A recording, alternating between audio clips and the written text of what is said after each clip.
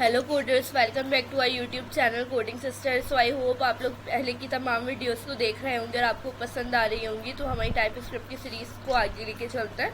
सो आज जो हम पढ़ेंगे वो है anonymous, recursive and nested functions.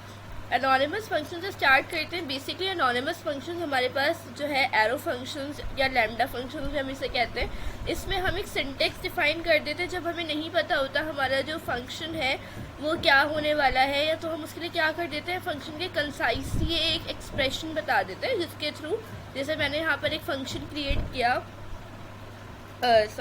Late add, मैंने बता दिया कि दो मेरे पास पैरामीटर्स आएंगे और उनके ऊपर एक फंक्शन अप्लाई होगा, जो ये क्या होगा, एक्स प्लस वाई का ऑपरेशन अप्लाई होगा। तो मुझे हर फंक्शन के लिए ये अप्लाई नहीं करना पड़ेगा। मैंने एक बार अप्लाई कर दिया, मुझे जब भी कंसोल कराना होगा मैं इसको ऐड करा लूँगी और मेरे पास ये फंक्शन परफॉर्म हो जाएगा। इसको हम VS कोड पे भी अप्लाई करके देखते हैं। सो मैंने VS कोड को ओपन कर लिया। यहाँ पर मैंने अपना फंक्शन यहाँ पर लिख दिया कि मैंने एक वेरिएबल क्रिएट किया जिसका नाम रख दिया ऐड। इसके अंदर मैंने बता दिया मेरे पास दो वेरिएबल होंगे, एक होगा x, दूसरा होगा y, और मैन पे जो भी नंबर आएगा उन दोनों नंबर्स पे क्या परफॉर्म करा दिया जाएगा, x और y को ऐड करा दिया जाएगा। अब इसको कंसोल करा के देखते हैं, कंसोल डॉट लॉग। सबसे पहले हम इसके अंदर फंक्शन को कॉल करेंगे। फंक्शन को कॉल करने के लिए ये फंक्शन का नेम लिखते हैं और साथ में जो है हम इसके अंदर लिख देते हैं अपना एक और जो है पैरेंथेसिस लगाते हैं। अब देख लेंगे ऐड पे जो है एरर आ रहा है क्योंकि इसको दो आर्ग्यूमेंट्स चाहिए, इसको x और y चाहिए। तो मैं इसको x दे देती हूँ 2, y दे देती हूँ 3। अब आप लोग देख सकते हैं यहाँ से एरर चला गया। अब हम इसको tsc main डॉट ts से इसको कंपाइल कराते हैं। देन हम नोड मेन डॉट जेएस से इसको प्रिंट करा लेंगे।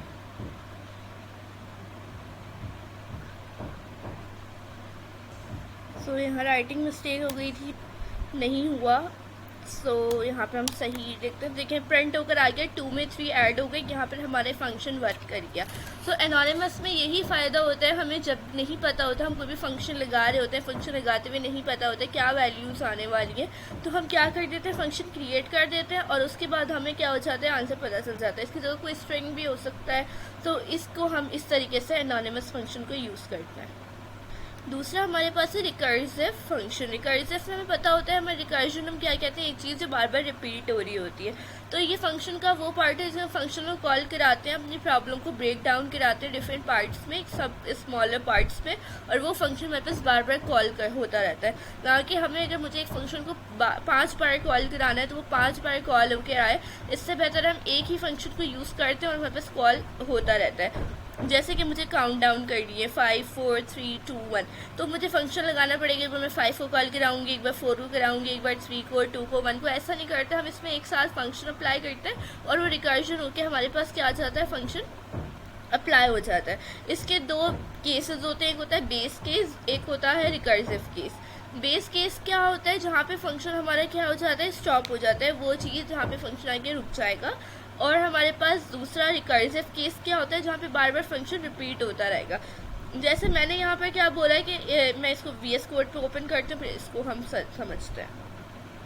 सो मैंने एक फंक्शन क्रिएट किया, उस फंक्शन का नाम रख दिया काउंटडाउन। उसको मैंने एक नाम दे दिया नम, और उसकी मैंने बता दी टाइप क्या होगी, नंबर। उसके बाद मैंने इसको टाइप दे दी वॉइड।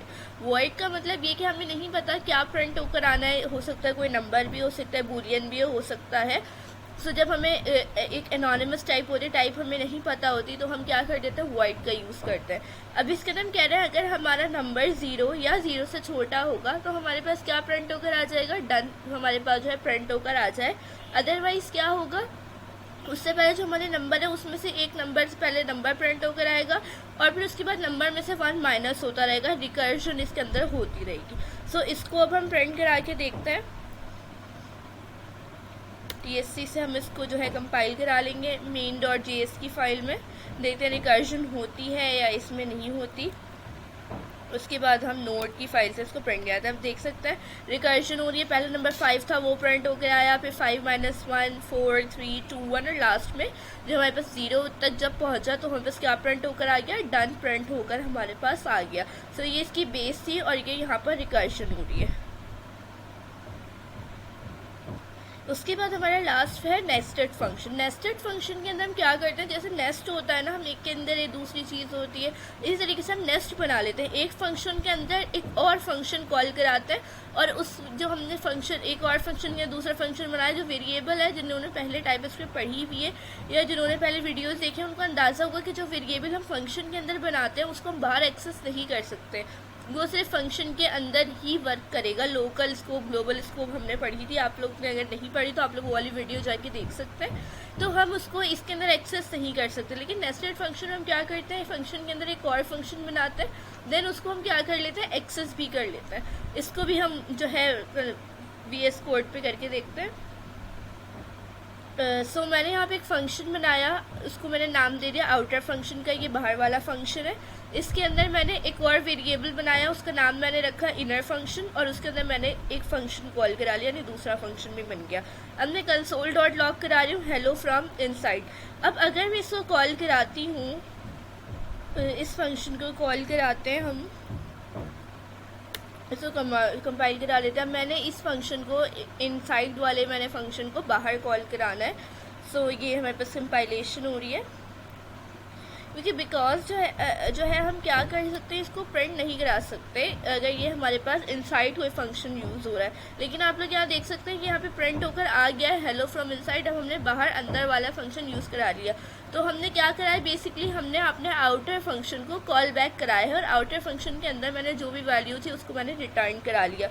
लेकिन आप लोग देख रहे होंगे, अगर मैं बाहर फंक्शन कॉल कराती हूँ इनर फंक्शन का जो हमने ये बनाया था, तो वो यहाँ कॉल नहीं हो रहा, बिकॉज ये इसको नहीं मिल रहा, ये इसके स्कोप में नहीं है।